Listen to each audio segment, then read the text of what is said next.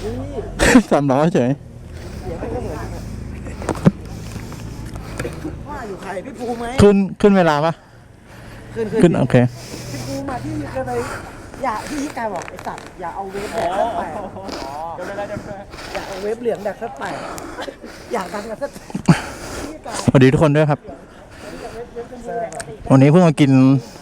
นมวันสดกับน้องรุ่นกลุ่มในน้องเล่นๆแวะไม่ขี่รถเล่นได้ดองรถใหม่ซะหน่อย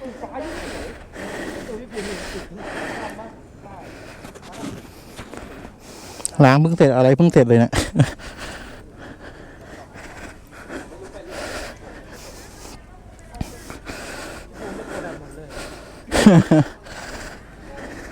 รับพวก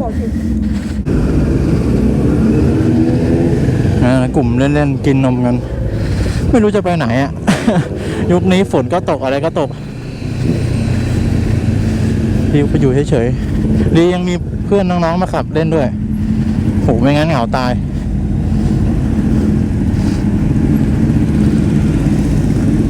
กี่คันวะเนี่ย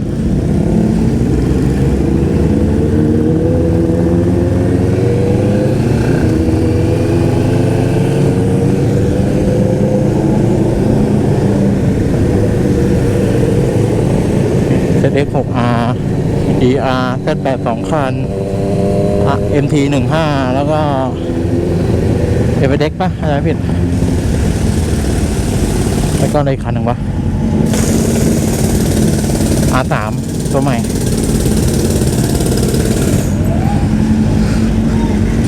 เดี๋ยวแวะเติมน้ำมันก่อนนะแวะเติมน้ำมันก่อน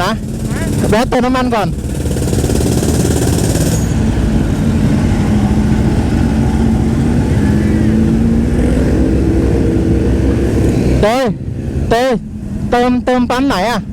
ไม่รู้แล้วแต่บอกน้องว่าเติมมัน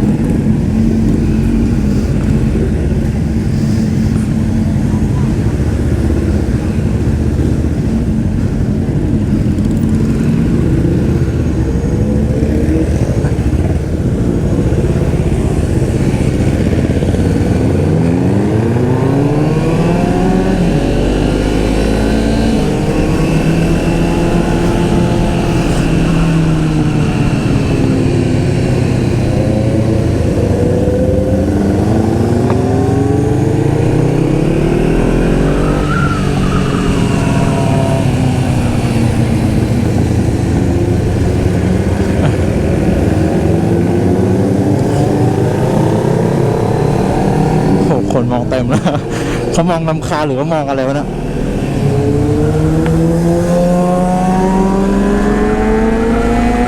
อุ้ย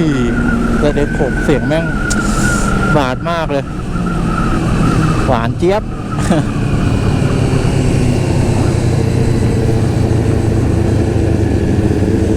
ถ้าลมเข้าเยอะขอโทษด้วยนะครับเพราะว่าผมเอาชิลสโมกมาไงเพราะว่าชิลสโมกของชาร์กตัวนี้แม่งคือมืดมากอะมองเห็นตอนกลางคืนไม่ได้กลางคืนนี่มองไม่เห็นเลยอะไม่เอาชิลใสมามืดแบบโอ้โหสุดยอดเลย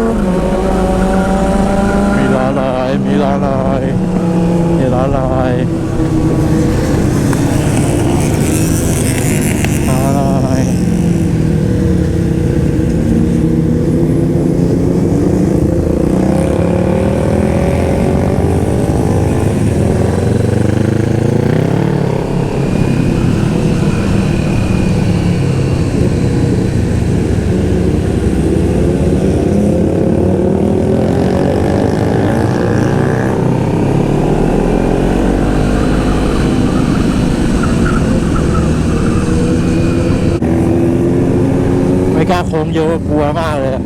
ลมไม่เท่าไหร่คาร์บอนนะโหยับแน่นอน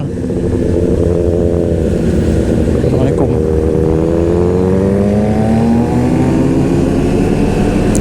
สวยนะ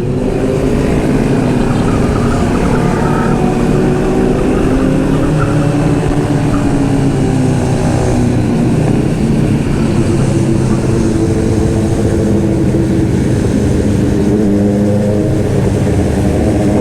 เลยอะกลับมานานๆทีมาขับกับผมอย่างนี้โอ้โหฟิลสมัยเก่าๆมาเลย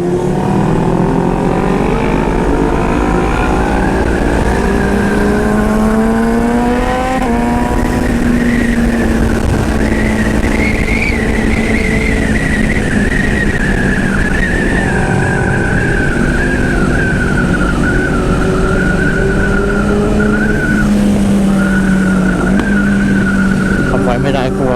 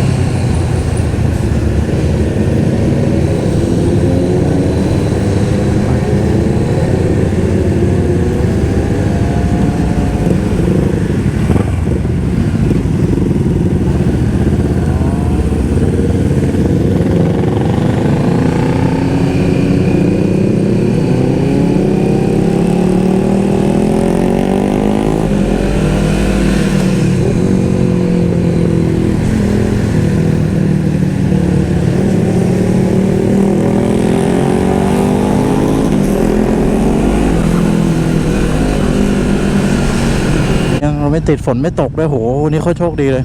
ทุกทีแม่งขับแป๊บๆฝนตกแล้ว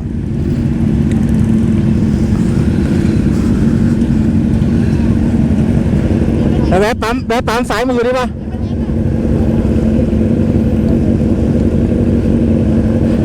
เราไปเติมปั๊มที่นู่นทีเดียวเลยปะล่ะจะถึงอยู่แล้วฮะไม่ไปเติมปั๊มที่นู่นทีเดียวเลยก็ได้จะถึงอยู่แล้ว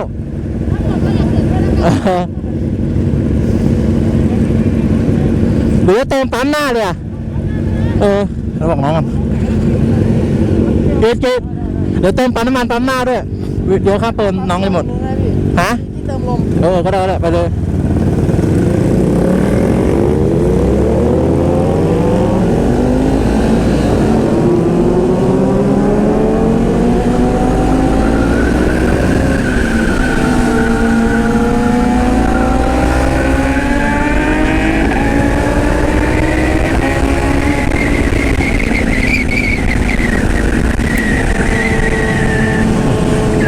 ใจเย็นตู้สี่สูบได้ไง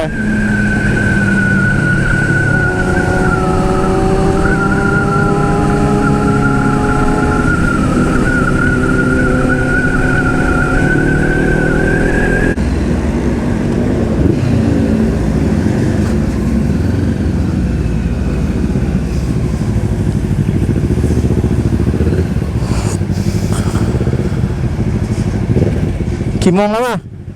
กี่โมงแล้วอ่ะก็4 ทุ่มแล้วพี่เดี๋ยว4:40ให้พี่ให้กลับเลยโอเคนะรบกวนหน่อยน้องไอ้เหี้ยเองเติมลมป่ะเติมไปเรียบร้อยครับเห็นบอกมีเติมลมต้องเติมลมใครเห็นบอกใครเติมลม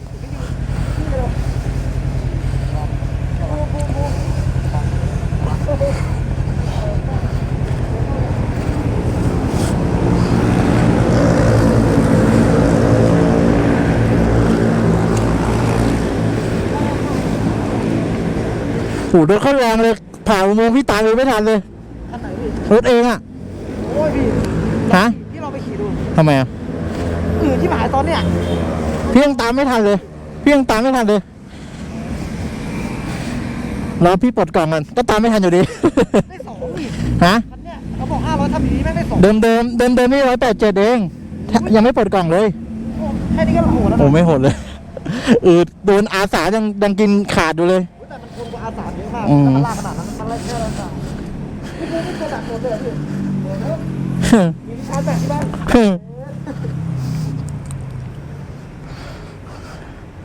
ชาร์จไปเลยบ้านเวฟจบใช่บ้านเวฟมือทุกอย่างแล้วเติมยาอีกเป็นตัวตั้งโอ้โห3 ปีเหรอพี่หลังพี่นี่มันเต็มอ๋อจอดไม่ได้มันเต็มหมดยางไม่เปลี่ยนเลยนะต่อแล้วเขาต่อกันแล้วโหยยางเท่าไหร่ไม่เหลือ29เองอะจอดเลยไม่ได้ขี่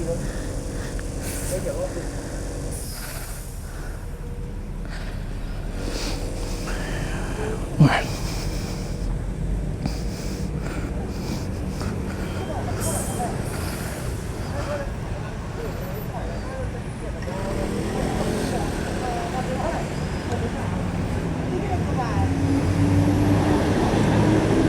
ื่อนมาแล้วเติมน้ำมัน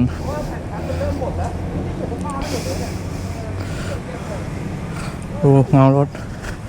โอ้ยโดนไฟนี่อย่างสู้ไฟมากเลยอะเงาไหมหูตาแตก เงาเกินนะ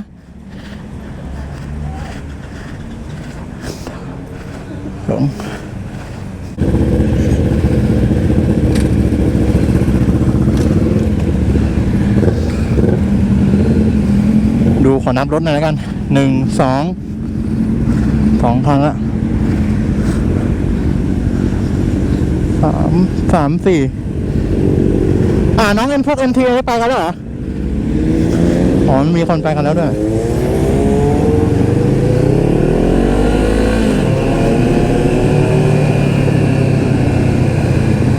ขับเร็วไม่ได้ผ้ามันก็จะหลุด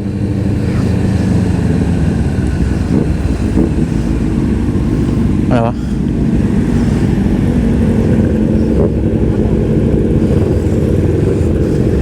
ไฟเครื่องโชว์ผมเปลี่ยนท่อมาไงไฟมันเลยโชว์น้ำมันก็จะหมดเลยไปเติมพอดีเลยเมื่อกี้โอ้ยคลิปนี้กี่นาทีแล้ววะเนี่ยน่าจะตัดเลย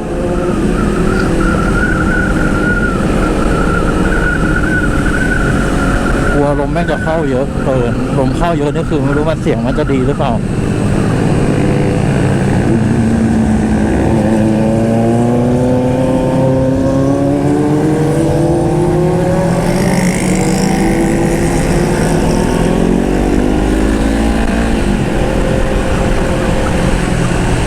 ผิดที่เราเนี่ยแม่งไม่ได้เอา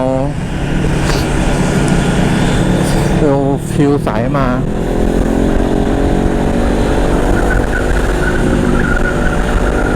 คุยครับเฮ้ยเดี๋ยวไปคุย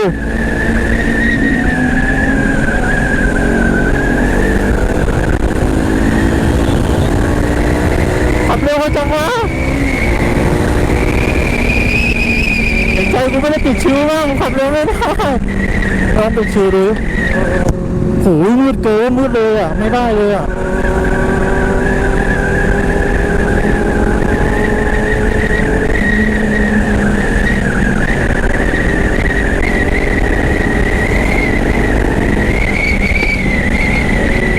รู้จะลองไปครับ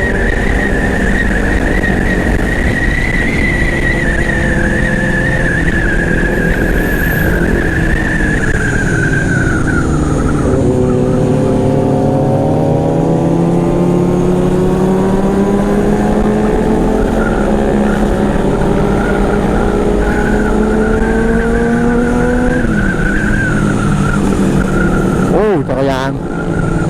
โอ้ยพี่อะไรวะเนี่ย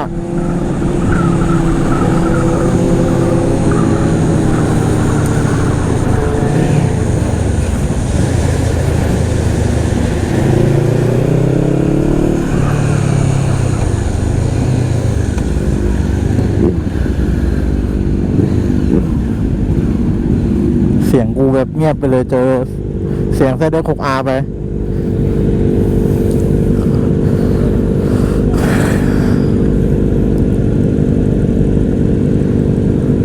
น้องเล็กก็ไปเด็ก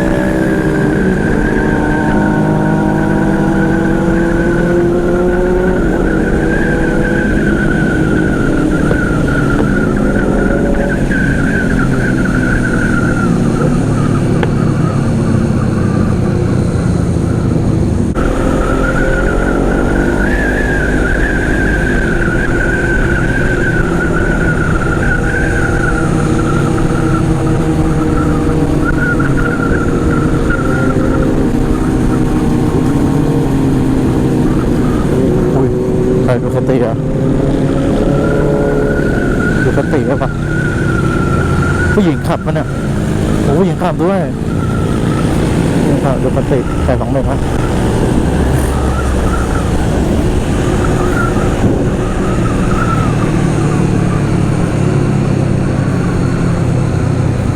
ผู้หญิงขับชอบมากเลยเวลาผู้หญิงขับรถ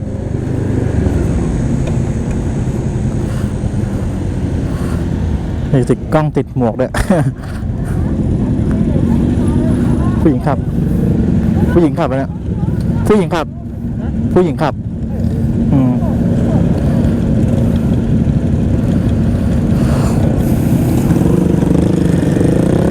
ึ้นแม่นะแป๊บเอ้ยไม่ได้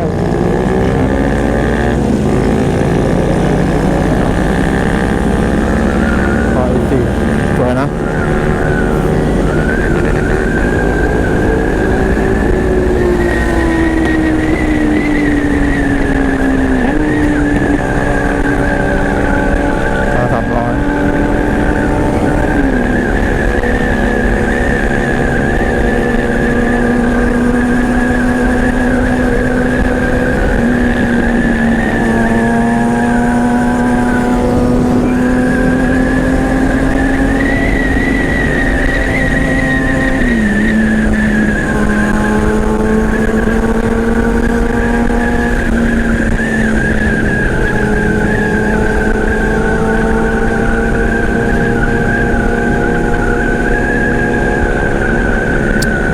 แสบตามากเลย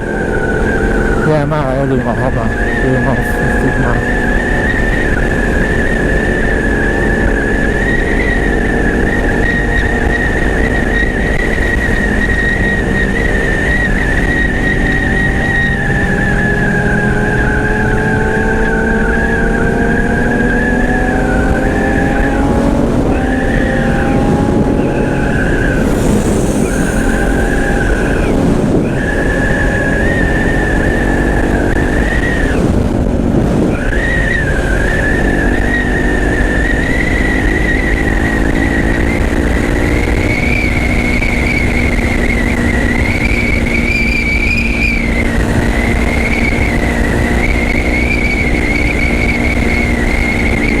แสบตาขับเร็วไม่ได้เลยขอโทษทีด้วยครับทุกคนดูดิถ้าปิดคือแม่งมืดมากผมปิดฟิล์มผมไม่ได้เลยต้องหาคิวใส่แล้วก็ไม่ไหวตายแน่ๆนะแสบตาลงมันตีนหมวกดีแต่ว่า ไม่ปิดลมมันก็เท่ากันอ่ะ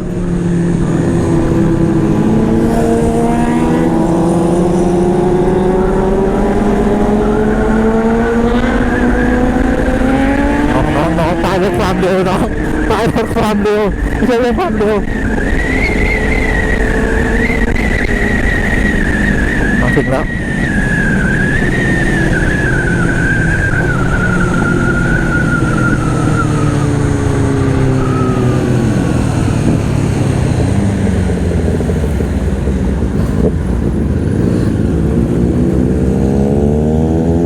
ปั๊ม